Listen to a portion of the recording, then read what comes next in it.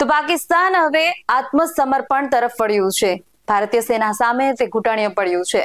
Operation સિંદૂર બાદ હવે પાકિસ્તાનથી મોટા સમાચાર સામે આવ્યા છે। વાસ્તવમાં ભારતીય સેનાની કાર્યવાહી બાદ પાકિસ્તાને આત્મસમર્પણ કર્યું છે। પાકિસ્તાનના સંરક્ષણ પ્રધાન ખ્વાજા આસિફે કહ્યું છે કે જો ભારત હુમલો બંધ કરશે તો અમે પણ કોઈ કાર્યવાહી કરીશું નહીં।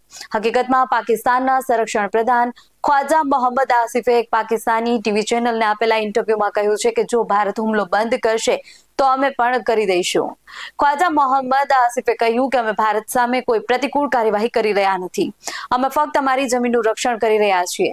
તેમણે કહ્યું કે છેલ્લા 2 અઠવાડિયાથી પાકિસ્તાને સ્પષ્ટ કરી દીધું છે કે તે ભારત સામે કોઈ હુમલો નહીં કરે, પરંતુ જો ભારત હુમલો કરશે તો તેને ચોક્કસ જવાબ મળશે।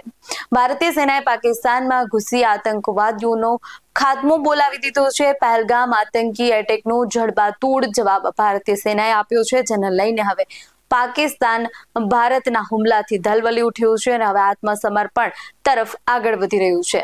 આવા જ વધુ અપડેટ માટે આપ જોતા રહો BS9 TV ન્યૂઝ। નમસ્કાર।